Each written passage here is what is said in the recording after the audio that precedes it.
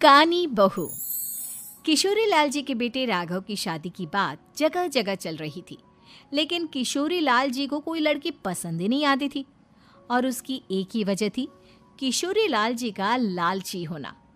उनको लड़की वालों से मोटा दहेज चाहिए था और इसी चक्कर में एक दिन वो एक बहुत पैसे वाले के घर अपने बेटे का रिश्ता लेकर पहुंचे। उस आदमी का नाम था ओम प्रकाश। देखिए किशोरी लाल जी, मेरी एक ही बेटी है और मेरी सारी संपत्ति जायदाद सब कुछ मेरी बेटी नैना का ही है। पापा, नाम से लगता है बहुत खूबसूरत होगी। कितना अच्छा नाम है ना, नैना। ओ, वैसे बात तो सही है आपकी। अब इतना पैसा है, जमीन जायदाद है, इकलौती बेटी, आप भी क्या करेंगे? सब कुछ उसे ही देंगे ना। बिल्कुल ठीक पहचाना आपने। बस बेटी की शादी और सारी जायदाद उसके नाम। पापा, बिना देखे हाँ कर दीजिए ना। इतना अच्छा रिश्ता फिर कहाँ मिलेगा? माला माल हो जाएंगे हम। मैं अपनी बेटी को बुलाता हूँ। अरे नहीं नहीं नहीं नहीं, आपकी बेटी का नाम नैना है, सुनकर ही लगता है बहुत सुंदर होगी।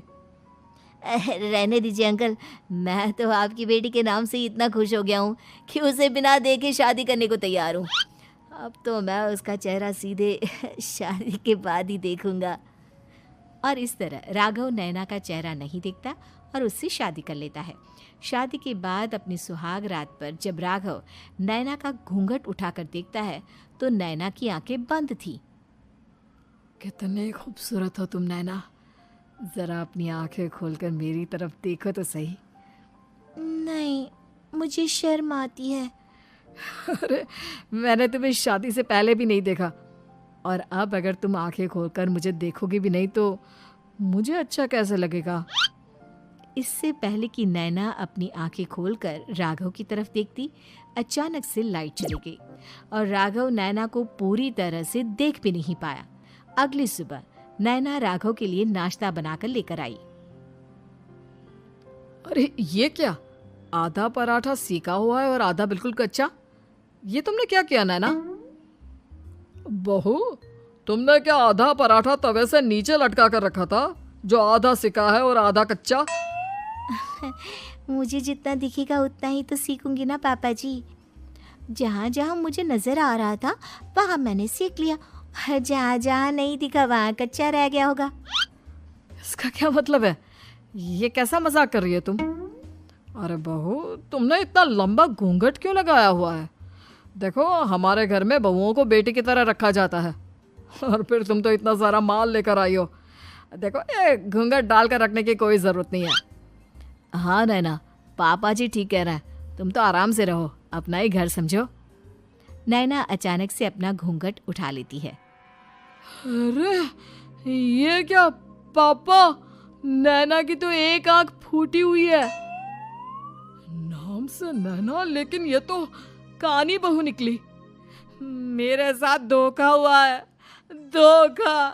बिना दिखाए अपनी कानी लड़की मेरे संग ब्याह दी। मुझे कानी बीवी नहीं चाहिए। मुझे अभी ओम प्रकाश जी से बात करनी पड़ेगी। आखिर उन्होंने मेरे साथ ऐसा किया क्यों? अरे, आप लोगों ने ही तो पापा से कहा था कि आप लोग शादी से पहले मुझे देखना नहीं चाहते। अब मेरे पापा पर क्यों इल्जाम लगा रहे हैं? अरे लेकिन उन्हें बताना तो चाहिए था ना कि तुम कानी हो, एक आंख से तुम्हें दिखाई नहीं देता। किशोरी लाल और राघव नाराज होकर ओम प्रकाश को अपने घर बुलाते हैं। पापा जी, ये आपने क्या किया? शादी से पहले बताया क्यों नहीं कि नैना की आंखों में परेशानी है? अरे, आप ही ने तो लड़की देखने से मना कर दिया था। अरे लेकिन आप बता तो सकते थे। आपको तो हमारी बेटी की प्रॉपर्टी चाहिए थी, वो भी पूरी की पूरी। अब क्या हुआ अगर उसे आधा दिखाई देता है? प्रॉपर्टी तो आपको पूरी मिल गई ना। अरे ये क्या बात हुई? मेरी शादी प्रॉपर्टी से नहीं, आपकी बेटी से हुई है। अब ये तो पहले सोचना चाहिए था, तब तो मेरी प्रॉपर्टी देखकर तुम्हारी जुबान लप लपा रही थी। लेकिन मैं कानी लड़की को अपनी बीवी बनाकर नहीं रख सकता। पापा, कुछ करिए ना आप। हाँ, करता हूँ। देखिए ओम प्रकाश जी, आप हमारे साथ ऐसा नहीं कर सकते। और तुम देखो, अगर तुमने मेरी बेटी से शादी तोड़ी ना, तो जो भी प्रॉपर्टी मैंने तुम्हें दी है वो तो पूरी की पूरी वापस ले ही लूँगा, और आधी प्रॉपर्टी तुम्हारी भी लूँगा। अरे मेरी आधी प्रॉपर्टी भला क्यों लेंगे आप? इसलिए क्योंकि मेरी बेटी को आधा नजर आता है और उसकी नज़र अभी तक तुम्हारी आधी जायदाद पर ही पड़ी है। अब तुम उसे घर से निकालोगे तो कुछ तो लेकर जाएगी ना। और अगर हम आपकी बेटी को अपने घर की बहू बना कर रखे तो? तो तुम्हारी पूरी प्रॉपर्टी तुम्हारी ही रहेगी, और जो मैंने तुम्हें दिया है ना, उसमें से बस मैं आधा लेकर जाऊंगा। अरे लेकिन अब आप अपनी दी हुई प्रॉपर्टी में से आधी वापस क्यों लेकर जाएंगे? अगर मैं आपकी बेटी को अपनी पत्नी बनाकर रखने को तैयार हूं तो? इसलिए ताकि भविष्य में अगर तुम मेरी बेटी को धोखा दो तो उसके पास कुछ तो रहे जो पति का हो। वैसे मेरे पास तो बहुत कुछ है, लेकिन अपने पति की कोई निशानी तो उसके पास होनी चाहिए ना।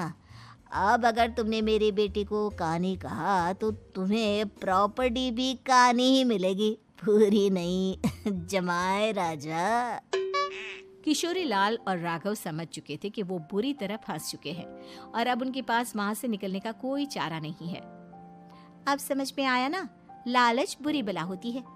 एक तो तुम्हें प्रॉपर्टी मिली, ऊपर से बीवी मिली, उसमें तुम्हें नखरे भी दिखाने हैं। आए बड़े, चुपचाप बैठो दोनों। कुछ दिनों के बाद नैना राघव की कार लेकर बाजार घूमने निकलती है और जब कार लेकर वापस आती है, ये क्या? एक तरफ से मेरी गाड़ी पूरी खराब हो चुकी है। लगता है तुमने मेरी गाड़ी को किसी दूसरी गाड़ी के साथ एक्सीडेंट किया है। अरे अरे कितना बड़ा नुकसान कर दिया तुमने बहू। वो क्या है ना पापा जी, मुझे एक आंख से दिखाई नहीं दे रहा था, सामने से गाड़ी आ रही थी। मुझे तो सिर्फ आधा ही दिखाई दिया और वो गाड़ी मेरी कार से रगड़ते हुए निकल गई। अब मैं क्या करूं बताओ? आप इसे ठीक कराने के पैसे कौन देगा? तुम्हारे पापा। तुमने मुझसे इस तरह से बात की? अभी रुको। नैना राघव की शिकायत ओम प्रकाश को कर देती है। देखो राघव, अब जो मेरी आधी प्रॉपर्टी तुम्हारे पास थी ना, उसमें से आधी और मैं लेकर जाऊंगा, क्योंकि तुमने मेरी बेटी को डांटा। अरे नहीं नहीं पापा जी, गलती हो गई, माफ कर दो। गलती की तो कोई गुंजाइश ही नहीं। अगली बार मेरी बेटी को डांटा तो बची हुई आधी में से आधी और ले जाऊंगा।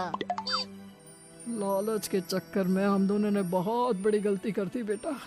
एक तो तुम्हें कानी बहू मिली और ऊपर से जो माल मिला वो भी काना। इस तरह राघव की हर एक गलती पर ओम प्रकाश उसकी प्रॉपर्टी का आधा आधा हिस्सा लेकर अपना सारा माल वापस ले गया और राघव को कानी बीवी से काम चलाना पड़ा।